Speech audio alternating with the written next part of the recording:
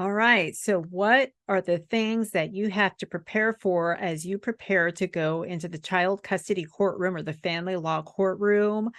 I tell you in many of these videos the things that you have to consider, but I thought it'd be really cool to bring somebody on who's been through it himself. And in part two of my interview with Samie of Our Days Calendar, he's going to talk about the family law battlefield and the things that he went through. And what's really interesting about Sammy's experience is that he had a jury trial. So if you want to learn more about the trial process, stay tuned to today's video.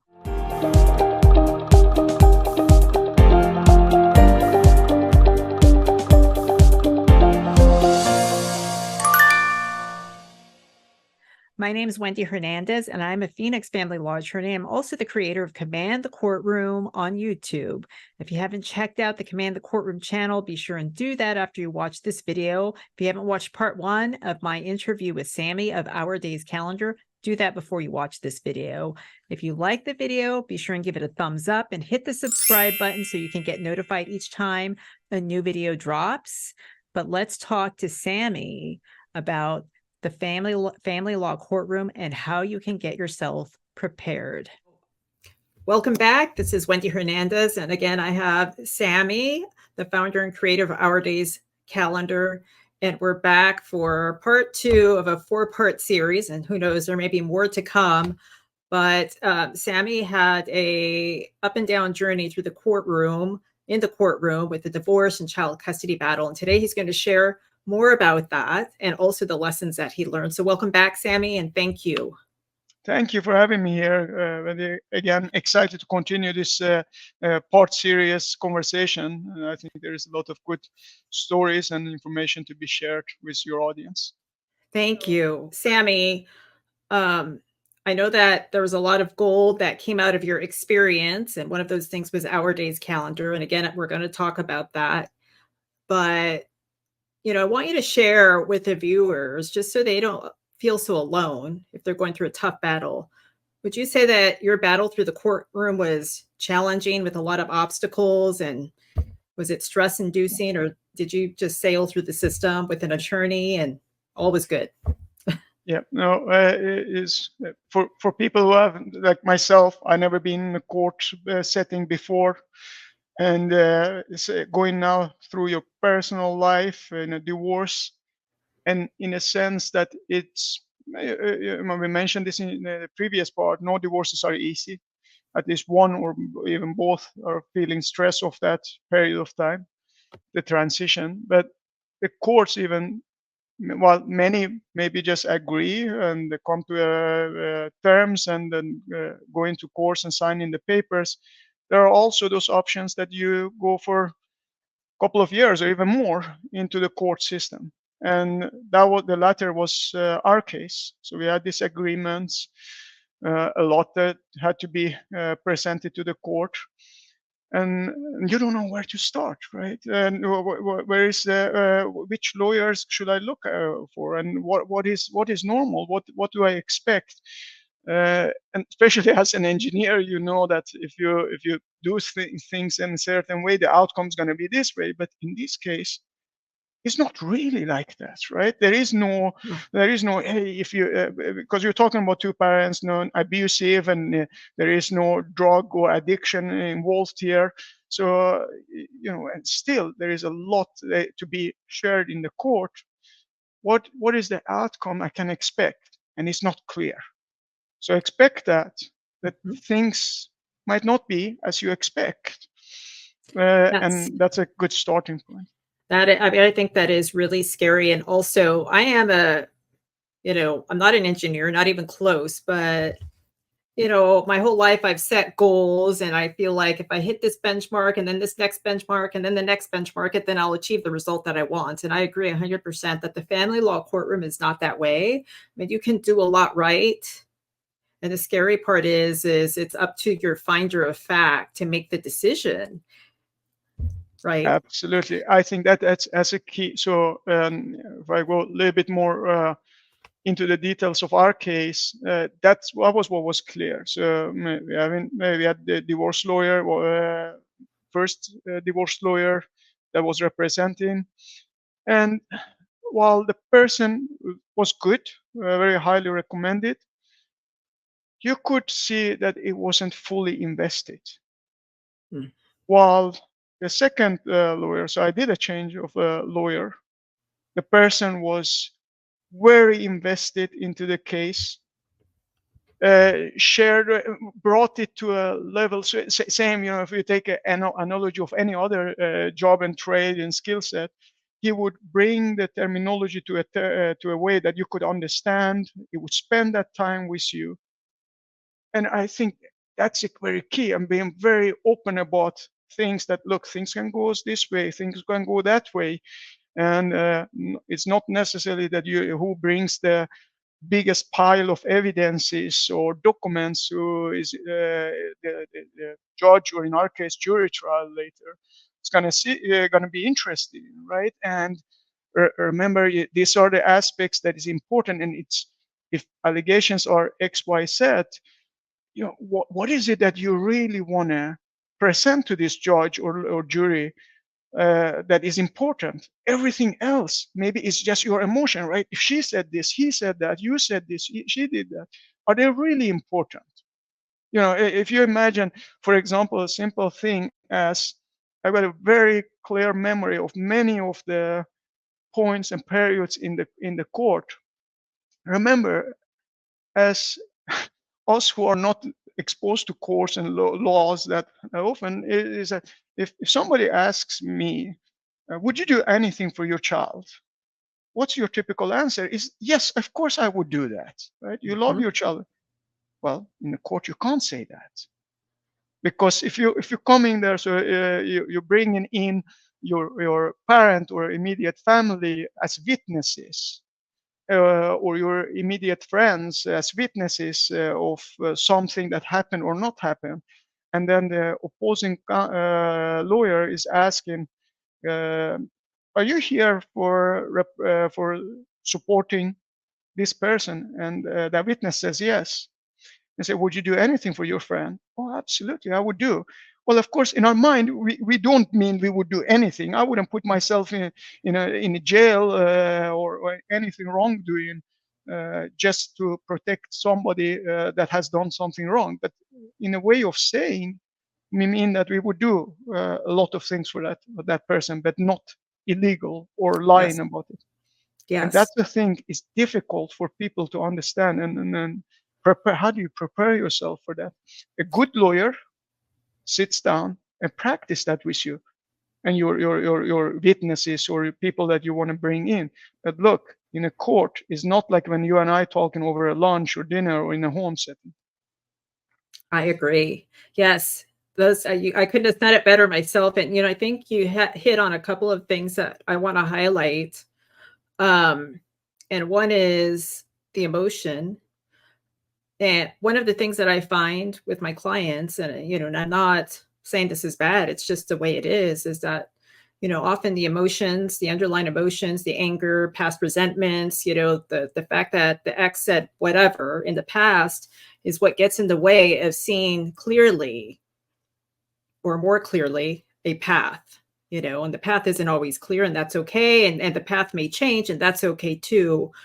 But if we can process the emotions and get past the emotions to see, okay, this is the fact, these are the facts, and this is what I want, and this is what's best, and this is what's fair, that does help a lot. Yeah, and then so that's that part. I fully agree with you, and that part, I think, that's a very good systematic approach. Mm. But remember, you're dealing with people similar as when we are as a child in a playground. There are people who play nicely, there are people who want their ways, and there are Mhm. people who play not nicely. And Yes. that happens very well in the court as well. There is tactics being played as well. I mean, the number of time that you sit in there and you have all these accusations, you have all these allegations there, and one of the lawyers or parties decide that, oh, we're gonna make sure that we demonstrate that this person has committed these allegations because of the behavior, and the tactics that they use can actually be very ugly. Yes. where they know about your sensitive points. And this is another points that people who are going to go through divorce and maybe through this extended court sessions have to know that, look, there are going to be people who you never met is going to read and see pictures about your very intimate, detailed private life, Yes. and hearing all those allegations, and you have to sit there and listen to it, and knowing why they are doing this. For example, a lawyer who comes across to your where you're sitting in the court, and shouting and throwing papers in front of your table and pointing fingers, and in our case even saying the names in a very misspelled way just to poke you, and you know that it's a systematic way, right, happening Yes. to poke you there, to get the Yes. worst out of you. These are Yeah. tactics that are going to be played, and a good lawyer, a representative of your case, will prepare you for that. Yes. Yes. And, sadly, I hear that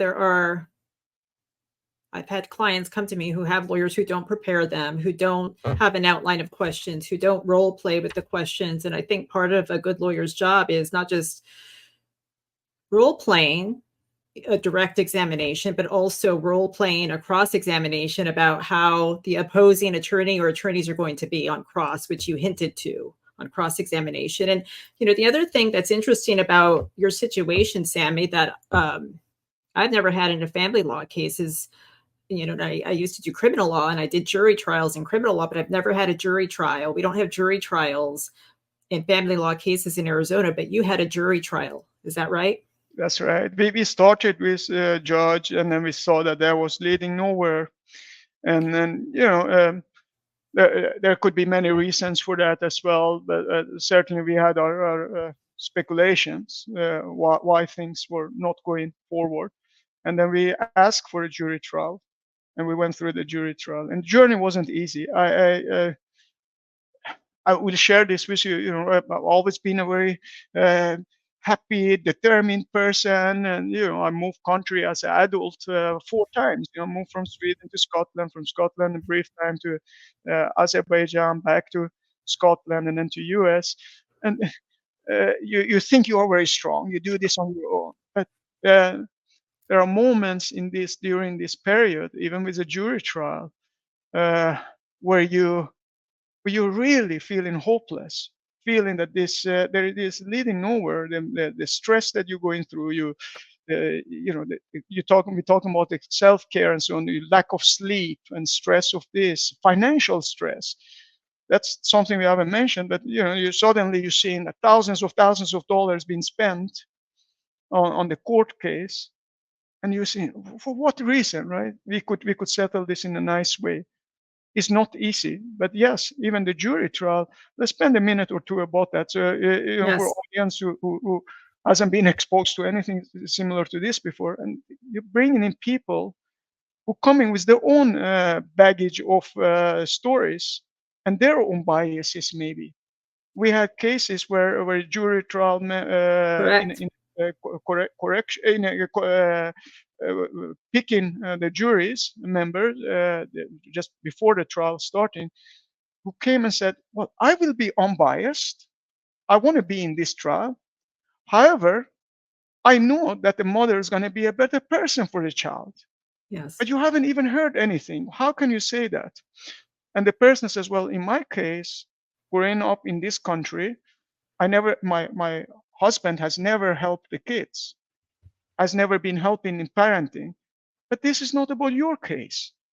And Yes. now you imagine this is a person who verbalized it, and clearly in a judge eye, this is a biased person and should be removed.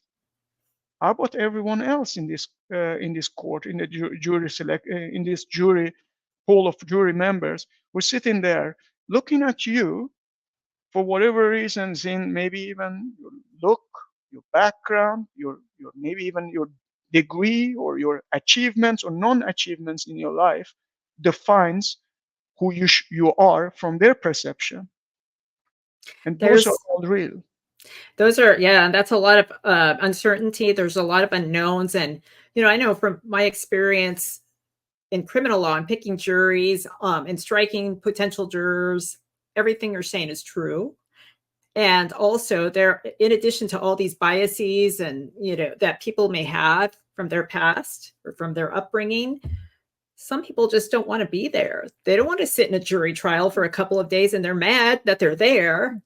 And as a result, if they're, selected or they're the ones remaining after you strike your potential jurors, they may not be invested in this case as they should be, giving it their full attention because they're not getting paid because they're not at work or getting Correct. paid minimally, right?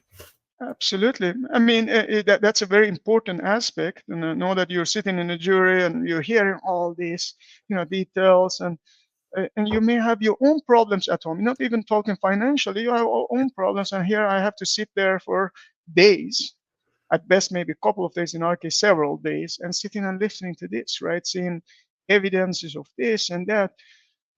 And then, well, now let's talk about a little bit more on the good side of it as well. Is that these are human, right? They all, if you, I was very worried that the biases would work against me. You're talking about somebody who achieved high in sport environment. Well, my sport was martial arts, kickboxing, Thai boxing, amateur for many years, and then also engineering degree, and also working for good company. And so you may have your ideas of who that person is, right? But I'm coming from a humble background. I have a very humble parents and grew up with that humble background. So I know where I come from, but I know also that people have their ideas and biases towards that. At the same time, there is a lot of people who have gone through similar stories. So my worry was that how are they going to perceive me? But as the days would go on and they would hear, and you could see that there is a bonding and understanding is being built there. That look, this is a person. This is not just somebody who you see on the surface and on a paper their achievements, and then you can judge them on that basis. You look at the evidences and look at this is a human that is there as any one of ourselves. And And of course, it worked in our favor I, from the jury trial. I love that. I mean, and it sounds like your attorney did a really great job, because I think that's, part of a successful strategy in the courtroom is, just creating this the story arc about who the person is, what their values are, what's important to them, the kind of parent they are, the kind of parent they want to be. Even if they haven't been that parent in the past, it doesn't mean that they can't become that parent, right? And very good.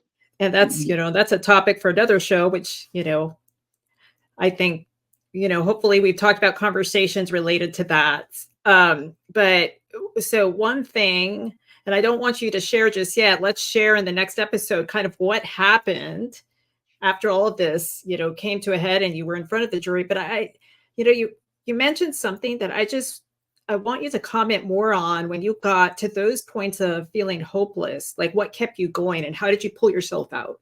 Oh, I'm going to actually share something I haven't shared with too many people beyond the immediate network. And I think it's okay to share that here. So with all of the life joy I have, the down of this whole stressful period. I mean, I remember, in fact, one of the moments we went through ahead, we selected a jury, and for a reason, the legal jargon that was happening as we picked the jury, then the whole thing was considered mistrial or so we had to reset the whole thing.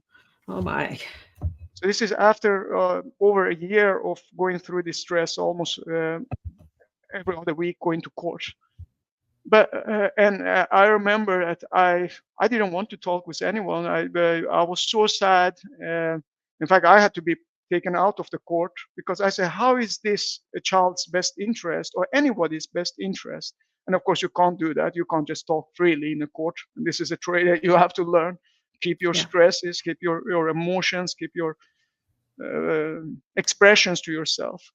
and I had to be put out. I never forget. I was on my knee outside of the court, and this court officer who's there. I forgot the terminology for them.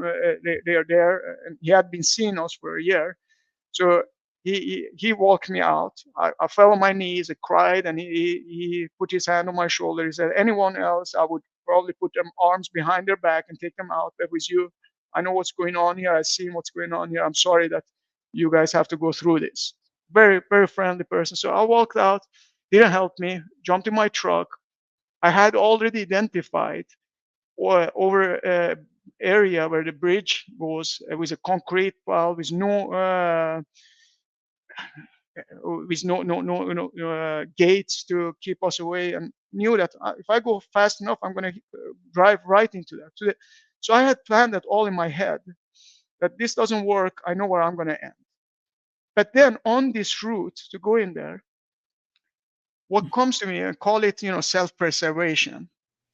It was the idea that I have a child. He didn't choose any of this. He didn't pick any of this. And what kind of role model am I for him if I give up here? And that was what hold me back. And I knew the route and hold me back. And there's a couple of other occasions that another occasion I dropped him off, and I couldn't just figure out why this all was going on, and going through the same route again. My foot down, and thinking, yeah, I'm gonna do something. It's just me, no one else in harm. But then again, the mind and thinking. And if you think about that is not when it's about a child, or even when it's only about you, two of you. Really, there is a life beyond this. This chapter will end. Life is bigger than this. And I think that's a key I want to share with anyone who goes through this stressful time, that the notion of the life ends because you are an adult, you're financially put back many years, or reset, or whatever you want to call it. Life has so much, it's full of abundance, with beautifulness, amazing other people, amazing things that you can do. But this is just a chapter that you finish the book and you move on with that. Oh my gosh. Well, thank you. Thank you for being vulnerable, first of all, and sharing that. Anybody who's listening, that life is bigger than what you're going through right now. Thank you for that, Samie. Thank you. So we're going to be talking more in the next episode. And speaking of your son and life for your son, we're going to talk more about, what happened and how to provide a great life for your son, which I know he has right now. Yeah. And we'll be talking about that Our Days calendar, but it doesn't mean you can't, if you're watching or listening to this, that you can't check it out now. And I'll have the links below. Thank you again, Samie, and we'll talk again soon. Thank you. Thank you for your time and audience who are listening in.